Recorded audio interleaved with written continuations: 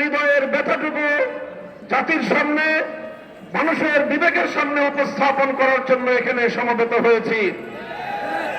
আমরা স্পষ্ট ভাষায় বলতে চাই, এটা আমাদের বুঝতে কোনো কষ্ট হচ্ছে না যে আজকে সুপরিকল্পিতভাবে একটি সাম্প্রদায়িক উস্কানির মাধ্যমে বাংলাদেশে সাম্প্রদায়িক দাঙ্গা বাঁধানোর পরিকল্পিত পায়তারা চালানো হচ্ছে।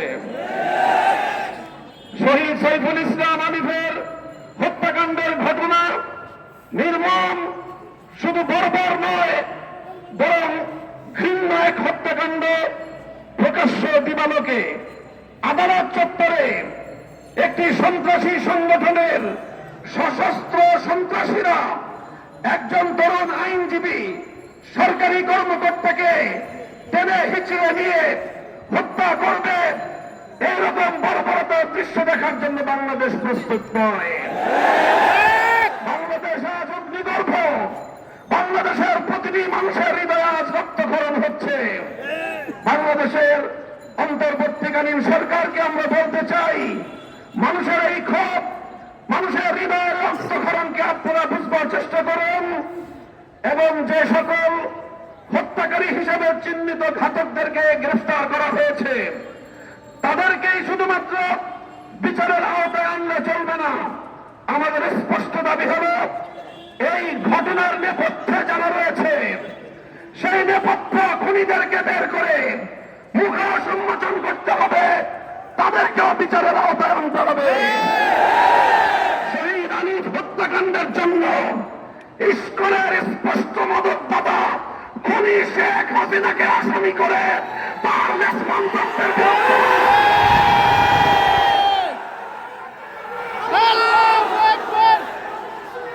আমরা স্পষ্ট ভাষায় বলতে চাই, বিগত 15 বছর আমরা দেখেছি বাংলাদেশের অভ্যন্তরীণ প্রতিটি বিষয়ে কিভাবে শুধু অসৌজন্যমূলক নয়, বরং কূটনৈতিক শিষ্টাচার বর্ধিত বাংলাদেশের অভ্যন্তরীণ ইস্যুতে চরম নগ্ন হস্তক্ষেপ করে বাংলাদেশের জনগণকে আহত ক্ষতবিক্ষত করে তুলেছে ভারত।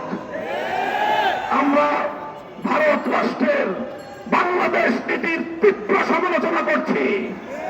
ভারতকে আমরা স্পষ্ট বার্তা দিতে চাই, বাংলাদেশ নীতি পরিবর্তন করো, তোমরা বাংলাদেশ নীতি পরিবর্তন করো।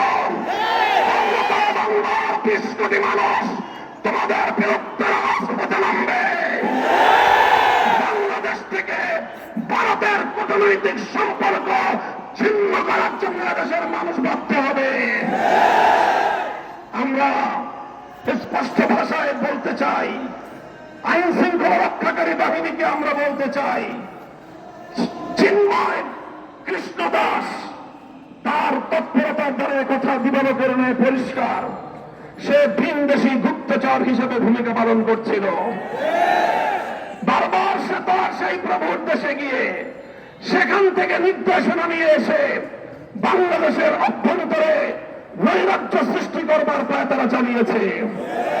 দিনের পর দিন, মাসের পর মাস প্রশ্রয় আশ্রয় থেকে ভারত এবং আওয়ামী লীগের যৌথ প্রযোজনায় ইসকন তৈরি করা হয়েছে। এই ইসকনকে নিষিদ্ধ করার মধ্য দিয়ে আওয়ামী লীগ এবং ভারতকে স্পষ্ট বার্তা দিতে হবে, বাংলাদেশ তোমাদের ষড়যন্ত্রের কাছে মাথা নত করবে না। আমরা রক্ত দেব, আমরা জীবন দেব, আমরা লড়াই করব, বাংলাদেশের গৌরব রক্ষা করব, রক্ষা করব।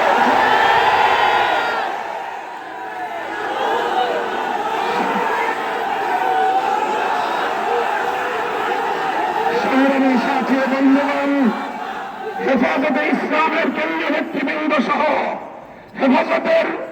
হেফাজতের প্রতিনিধি দল শহীদ সাইফুল ইসলাম আলিফের কবর জিয়ারত করেছে।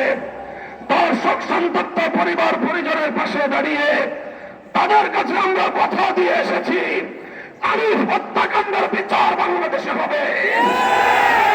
শহীদ আলিফ যে জন্য জীবন দিয়েছে, ভারতীয় আধিপত্যবাদকে বাংলাদেশ থেকে রুখে দেওয়া হবে ইনশাআল্লাহ।